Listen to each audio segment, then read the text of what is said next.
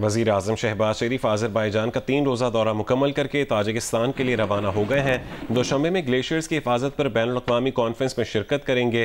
لاچین airport پر گفتگو میں وزیر اعظم شہباز شریف نے کہا ہے کہ آذربائیجان سے دفاع، تعلیم، صحت اور دیگر شعبوں میں تعاون بڑھایا جائے گا۔ تجارت، سرمایہ کاری سمیت مختلف شعبوں میں تعاون کو نئی شکل دیں گے۔ دونوں ممالک مختلف شعبوں میں تعلقات مضبوط بنانے کے لیے پرعزم ہیں۔ آذربائیجان پاکستان میں $2 ارب کی سرمایہ کاری کرے گا۔ Under the dynamic leadership of President Ilham Aliyev, Azerbaijan has been completely transformed, and we have discussed joint cooperation in the field of trade, commerce, investments, and as you know, yesterday President Ilham Aliyev again reiterated his commitment to invest $2 billion in Pakistan, and we are ready for this investment for mutual benefits, inshallah. And then we are going to have more coordination in commerce, in defense cooperation, and education, health, and many other areas. P T آئی کے رہنما علی ظفر نے کہا ہے کہ بانی پی T آئی نے واضح کر دیا ہے کہ کوئی کچھ لو کچھ دو نہیں ہے۔ بات چیت کے لیے ان کے دروازے صرف اسٹیبلشمنٹ کے لیے کھلے ہیں۔ بانی پی ٹی آئی سے ملاقات کے بعد اڈیالہ جیل کے باہر گفتگو میں علی ظفر نے علیمہ خان کے کچھ لو کچھ دو کے بیان پر بتایا۔ بانی پی ٹی آئی نے کہا ہے کہ ملک کی خاطر کچھ لو کچھ دو کے لیے تیار ہیں۔ انہوں نے ساتھ ہی بڑا واضح کہہ دیا کہ کوئی گیو اینڈ ٹیک نہیں ہے، ہمیں صرف میرے دروازے صرف کھلے ہیں، صرف اور صرف اسٹیبلشمنٹ سے ڈائریکٹلی بات کرنے کے لیے، نیشنل ایشوز یونٹی کی خاطر، اتحاد کی خاطر۔ اس کے علاوہ میں نے کوئی اپنے لیے کوئی چیز نہ مانگنا ہے، نہ کوئی میں اپنے انصاف چاہتا ہوں۔ صرف میرا یہ موقف ہے کہ جلد سے میرے کیس سماعت ہو، میری جو حق ہے میں عدالتوں سے حاصل کرتا ہوں۔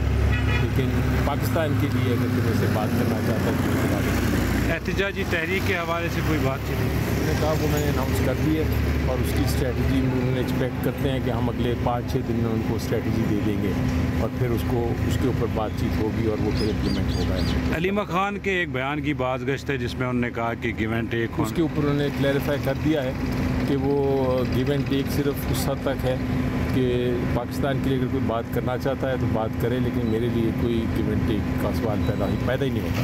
اگر کرنا ہوتا تو میں پہلے کر چکا ہوتا، 600 دن میں جیل میں نہ گزارتا۔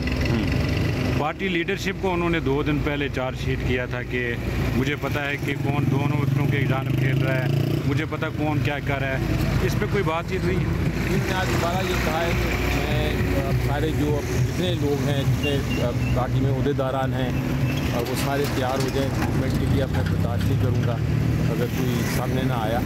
اور اسی کانٹیکس میں میں نے یہ بات کی تھی کہ کوئی میں دو طرف کوئی اگر کھیل رہا ہے تو میں۔ اور chairman P T I barrister Gohar کا کہنا ہے کہ بانی پی ٹی آئی 2 ٹوک کہہ چکے ہیں کہ وہ ڈیل کے ذریعے باہر نہیں آئیں گے۔ سپریم کورٹ کے باہر میڈیا سے گفتگو کرتے ہوئے بیرسٹر گوہر نے کہا ہے کہ علیمہ خان کی کچھ لو کی بات کو غلط تاثر دیا گیا۔ خان صاحب کیٹیگوریکلی کہہ چکے کہ میں کبھی بھی ڈیل کے صورت میں باہر نہیں آؤں گا۔ علیمہ خان صاحبہ نے یہ کہا کہ کچھ لو کی بنیاد پر ہم بات چیت کرنے کے لیے تیار ہیں۔ گیو اینڈ ٹیک کی آپ نے بات کی ہے، وہ لوگوں نے مس انٹرپریٹ کیا ہے۔ انہوں نے یہ کہا ہے کہ آپ کیا چاہتے ہیں، یہ کہا ہے، انہوں نے کبھی ایسا نہیں کیا کہ آؤ کچھ ہم سے گیو اینڈ ٹیک کر لو اور لیٹ خان صاحب بھی فری۔ اس سے پہلے وزیر اعلیٰ خیبر پختونخوا علی امین گنڈا پور کے اہم پیغام کے باوجود بانی پی ٹی آئی نے مذاکرات کا راستہ چننے سے انکار کر دیا۔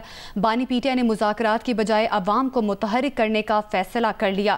ایڈیٹر انویسٹیگیشن دی نیوز انصار عباسی کی رپورٹ کے مطابق باخبر ذرائع کا کہنا ہے کہ علی امین گنڈا پور نے بانی اور پارٹی کے دیگر رہنماؤں سے کہا تھا کہ حکومت کے ساتھ مذاکرات کے آغاز کے لیے موضوع حلقوں سے مثبت اشارہ ملا ہے۔ ان اشاروں کو اسٹیبلشمنٹ کی جانب سے بالواسطہ منظوری سے تعبیر کیا گیا۔ بانی پی ٹی آئی نے یہ پیغام ملنے پر پیشکش مسترد کرتے ہوئے پارٹی قیادت کو سڑکوں پر احتجاج کے لیے تیار رہنے کی ہدایت کر دی ہے۔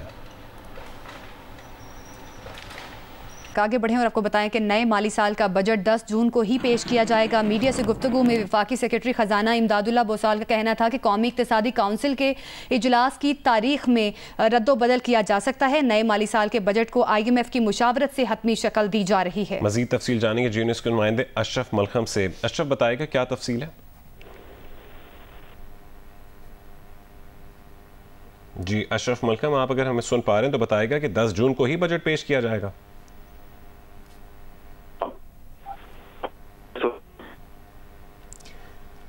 अशरफ मलखम, आपसे हम दोबारा रब्ता करते हैं। इस वक्त हम खबर से आपको आगाह कर रहे हैं कि नए माली साल का बजट 10 जून को ही पेश किया जाएगा। मीडिया से गुफ्तगू में वफाकी सेक्रेटरी खजाना इमदादुल्लाह बोसाल का कहना था कि कौमी इक्तिसादी काउंसिल के इजलास की तारीख में तो रद्दोबदल किया जा सकता है, नए माली साल के बजट को IMF की मुशावरत से ही हतमी शक्ल दी जाती है।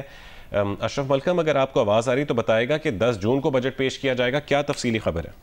जी बिल्कुल, उनसे आज सवाल किया गया था कि 9 तारीख एक वर्किंग डे बनता है ईद के बाद, उसी दिन बजट सर्वे रखा जाएगा। उसी दिन जो NEC का इजलास है, एक दिन में किस तरह मुमकिन आप दोनों इवेंट्स कर लें और 10 तारीख को बजट भी असेंबली में ले आए।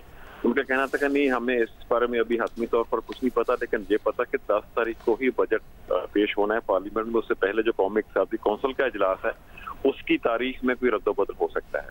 दूसरा सवाल उनसे किया गया था बजट के सिलसिले में IMF के साथ मुज़ाकरात कहाँ तक पहुंचे, खासतौर पर तनख्वाहदार तबके को और सनती शोबे को जो रिलीफ दे रहा था। उन्होंने कहा कि आज शाम मुज़ाकरात होंगे या IMF की मुशावरत से बजट तय किया जा रहा है। आज शाम कुछ तय हो सकेगा हम किस तबके को कितना रिलीफ देने की पोजीशन में, खासतौर पे तनख्वाहदार तबके को। जी इसके अलावा एक ये बात उन्होंने कही, जो ADB बैंक की तरफ से जो पाकिस्तान को 800 मिलियन का फंडिंग मंजूर होनी थी 28 तारीख को, उसमें ताखीर जरूर हुई है, लेकिन 3 जून को वो मंजूर हो जाएगी 800 मिलियन डॉलर्स की फंडिंग पाकिस्तान की। ठीक है अशरफ मलखम, आप साथ ही रहेगा, हमारे एक और खबर से नाज़रीन को आगाह करें, उस पर भी आपसे तफसील जानेंगे। नफीसा शाह की ज़ेर सदारत कौमी असम्बली की कायमा कमेटी खजाना का इजलास हुआ है। वफाकी सेक्रेटरी खजाना के इजलास में कहना था कि अभी क्रिप्टो से मुतालिक इब्तदाई बातचीत जारी है। इस हवाले से क्या डिटेल्स हैं अशरफ?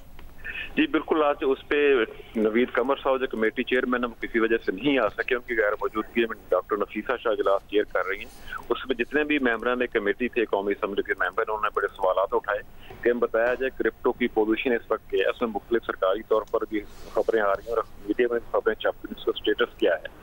उस पर सेक्रेटरी खजाना तो बड़े क्लियर थे, उन्होंने कहा मुझे तो उस जो क्रिप्टो काउंसिल बनी है उसको हेड करते हैं वज़ीर खजाना, लेकिन मुझे तो उसका मेंबर भी नहीं बनाया गया, बल्कि उसने तंजन कहा कि मुझे तो इस काबिल भी नहीं समझा गया कि क्रिप्टो काउंसिल का मुझे मेंबर बनाया जाए।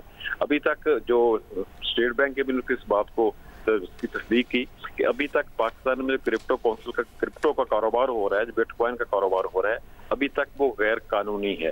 ताहम उन्होंने कहा एक जो क्रिप्टो काउंसिल बनी है, बड़ी हाई पावर के काउंसिल बनी है, उन्होंने कहा मेरा मशवरा ये है कि आप उसको काउंसिल को, जिसमें वज़ीर खजाना जिसकी सरबराही करते हैं और 4 से 5 फेडरल सेक्रेटरी उसके मेंबर हैं, स्टेट बैंक मेंबर है, SEC मेंबर है, पूरी की पूरी क्रिप्टो काउंसिल को बना के अगर सवालात उनसे पूछे जाए तो वो इसको बताने की पोजीशन में होंगे कि पाकिस्तान सिलसिले में क्या रेगुलेटरी फ्रेमवर्क किस तरह का बनाएगा या नहीं बनाएगा। खासतौर पर एक अहम कंसर्न था कि क्रिप्टो काउंसिल के बाद, जो क्रिप्टो करेंसी के बाद एक मनी लॉन्ड्रिंग को इसमें अरूज मिलेगा, उसके साथ साथ जो टेररिस्ट फाइनेंसिंग है। ठीक है, पूरी क्रिप्टो काउंसिल बनाई जाए और उनसे सवाल पूछे जाएं कि क्या फ्रेमवर्क जो है वो आगे जाके बनाया जाएगा। बहुत शुक्रिया आपका अशरफ मलखम, आप हमें अपडेट कर रहे थे।